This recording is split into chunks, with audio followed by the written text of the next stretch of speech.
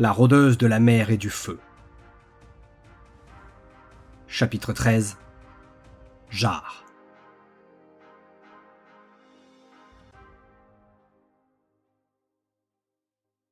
Le crépitement de la cheminée derrière moi dépose une odeur âcre dans l'air glacé.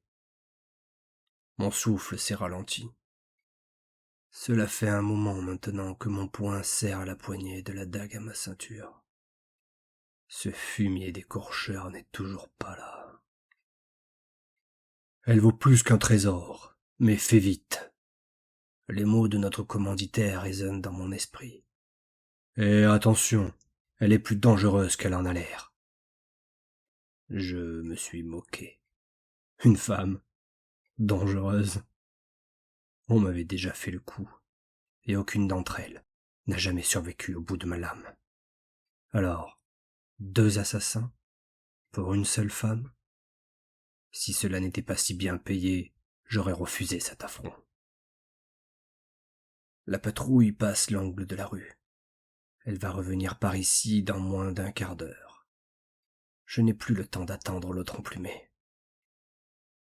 Perché sur les toits, à l'abri, derrière une cheminée fumante, cela fait 1 heure que j'observe ma proie, à travers sa fenêtre entr'ouverte, sur la façade d'en face. Elle est rentrée chez elle et s'est couchée. La lumière est éteinte depuis. Il faut que j'agisse. Maintenant. Je grimace et m'avance légèrement. Je surplombe la rue en contrebas, où grouillent les badauds qui traînent et errent encore à cette heure tardive.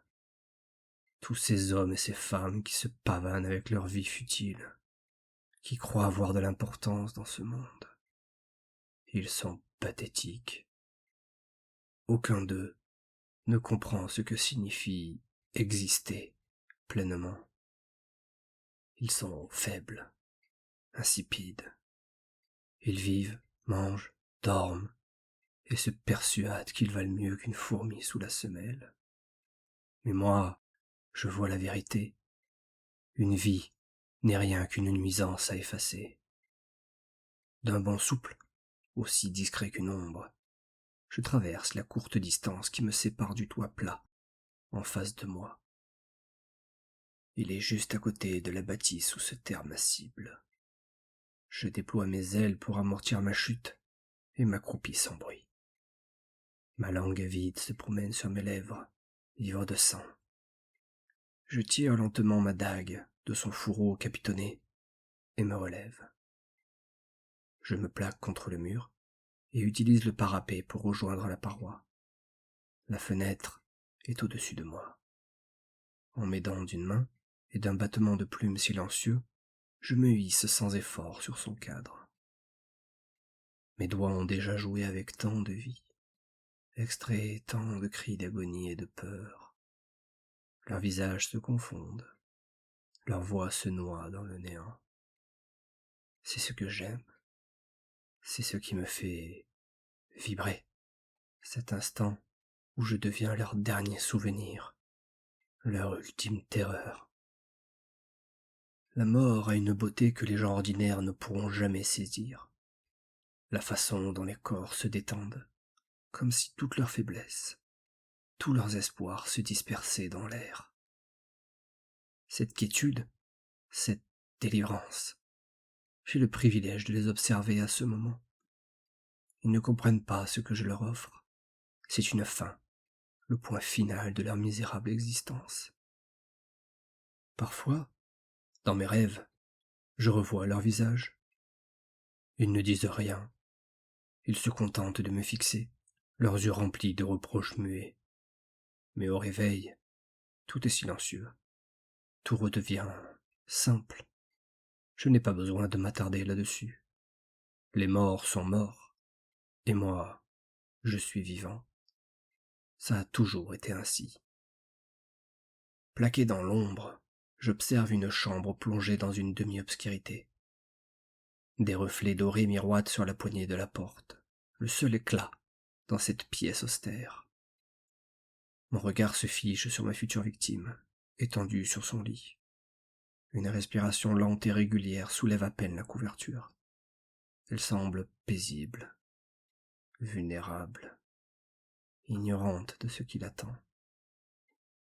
Il est presque dommage de l'abîmer, j'y pense. Je l'aurais bien ramenée chez moi, tiens, comme un trésor. Elle doit être succulente. Un nouveau sourire dément se dessine sur mes lèvres assoiffées. La paye sera bonne. Sa trogne vaut tout de même son pesant de trône, mais pour cela, je dois la livrer vivante. Mais vivante ne veut pas dire en bon état, et rien dans mon contrat ne stipule ce détail. Je me contenterai donc d'une nuit avec elle, et d'un doigt, que je garderai en souvenir. Un frisson d'excitation m'évrille l'échine. Normalement, je n'accepte que les missions d'assassinat. Je n'ai pas volé mon nom de Jarre l'éventreur pour rien. Mais la prime sur la tête de cette femme était si haute que je me devais de la prendre. L'argent n'a pas d'odeur. On l'apprend très vite dans notre métier. Que ce soit un bambin, un vieillard ou un guerrier que je doive tuer, molester ou estropier, ne me gêne guère, tant que les trônes tintent dans ma bourse une fois la tâche accomplie. Et avec un peu de chance, ce soir, j'aurai fini ma rapine avant le retour de l'écorcheur, et je n'aurai même pas à partager la récompense. L'écorcheur. Qu'est-ce qu'il croit, celui-là? Qu'il est mon égal? Misérable fou. Il n'a pas la moitié de mon talent ni de ma finesse. Il arrive toujours après moi, ramassant les miettes comme un chien affamé. Mais cette fois, non. Cette mission, c'est la mienne. Elle est la nuit de débauche que je vais m'offrir avec le corps frêle de ma proie. Un rire aliéné résonne dans mon esprit. Je pousse très lentement les montants de l'embrasure. Parfait. Un enlèvement discret me laissera 1 ou 2 jours d'avance pour filer avant que ses compagnons ou sa famille ne donnent l'alerte. Un rictus vorace illumine mes traits cachés sous ma capuche. Je termine d'ouvrir en grand la fenêtre, sans un bruit. L'ombre que je suis glisse, tout muscle prêt à frapper, dans l'encadrement. J'entends son souffle, lent, imprudent. Tout va se jouer en un battement de cœur. Un sourire plaqué sur mes lèvres. Je bondis. Mais l'instant suivant, une vive douleur me transperce et me repousse sur le côté. Le choc chasse tout l'air de mes poumons et je m'écrase sur le toit plat d'où j'étais parti, le goût métallique de mon propre sang dans la bouche. Je n'ai même pas vu l'agresseur qui m'a intercepté. Il va me le payer. Je tente vainement de me remettre sur pied, mais un éclair de souffrance me cisaille la panse, si fulgurant qu'il me cloue sur place. Le monde semble vaciller autour de moi. En baissant les yeux, ma vision me pétrifie d'horreur. Mes entrailles s'échappent de mon ventre déchiré, glissant sur mes cuisses et s'enroulent comme des serpents brillants sous la lune. Mon esprit hurle, mais seul un gargouillement étouffé sort de ma gorge. L'air empeste le fer et la chair pourrie. Un spasme me secoue, et mes mains, tremblantes, tentent désespérément de retenir cette marée de viscères poisseuses et sanguinolents. Un souffle passe au-dessus de moi. Moqueur. Ouais. Il semblerait que notre petit assassin se soit pris pour un lion, marmonne une ombre derrière moi, comme si elle s'adressait à un jouet cassé. Clairement pas au niveau d'un Naruta ou d'un Fist. Un simple terrifiant lui répond sur ma gauche. La première voix bâille de façon exagérée, presque paresseuse. Ce n'était rien de plus qu'une souris, le pauvre. J'aurais mieux fait de rester au lit. Je serre les dents à rompre et tente de me retourner. Ces fils de putain osent se moquer de moi. Mais pour qui ils se prennent, ces raclures? Ils ont juste eu de la chance de m'avoir surpris. La voix semble se lever dans un silence avant de continuer pour son acolyte. Les renseignements que t'a fournis l'écorcheur étaient exacts, tout compte fait. Le fils de... Cette catin d'écorcheur m'a vendu. J'essaie de bouger, mais cette agonie, aiguë et implacable, me paralyse. Un relent fétide monte de mes entrailles en décomposition, s'insinue dans mes narines et m'arrachant le cœur. À demi conscient, les yeux à peine entr'ouverts, je sens ma langue, lourde et inerte, pondie hors de ma bouche, comme un dernier signe d'abandon. Autour de moi, les ombres semblent s'épaissir, se refermer lentement, s'étirant comme des doigts griffus, prêts à m'engloutir. C'est elle, la mort. Elle m'a trouvé.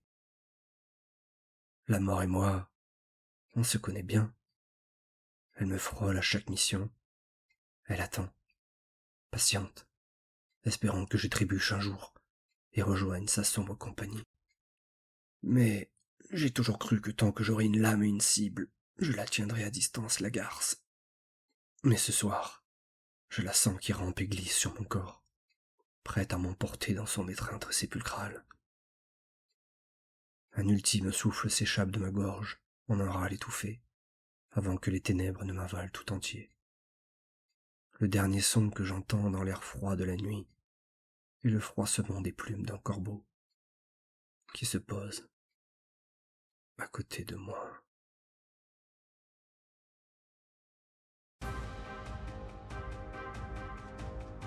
Encyclopédie des savoirs anciens. La monnaie.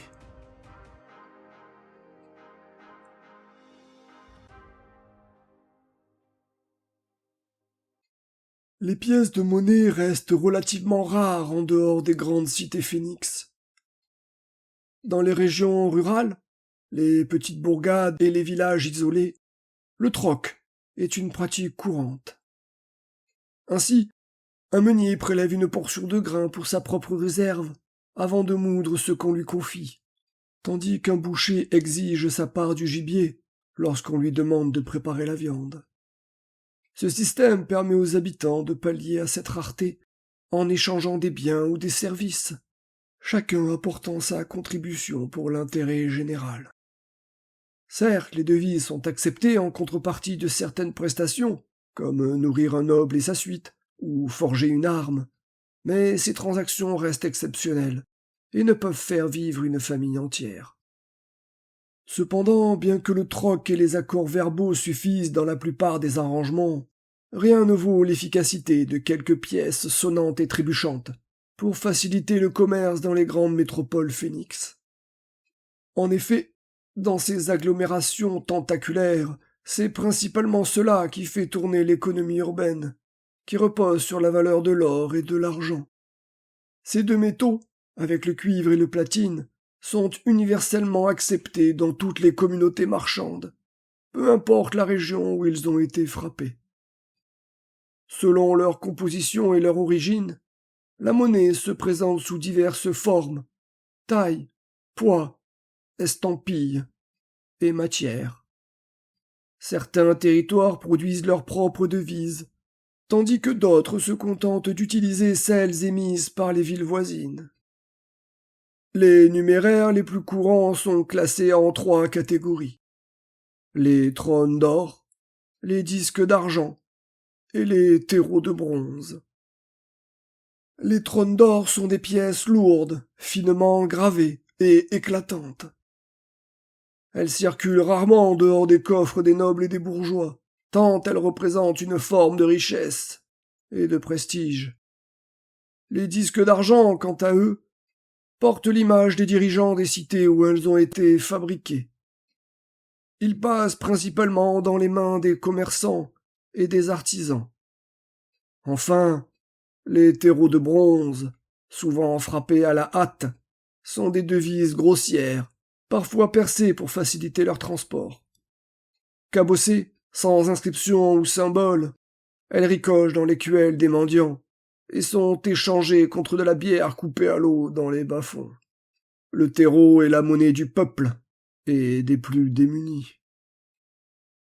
Le taux de change entre ces 3 types de pièces, bien qu'il puisse fluctuer d'année en année, est généralement le suivant. Un trône d'or est égal à 25 disques d'argent ou 300 terreaux de bronze. Un disque d'argent équivaut à 12 terreaux de bronze. Par Sir Darredon, maître du savoir de Massilia.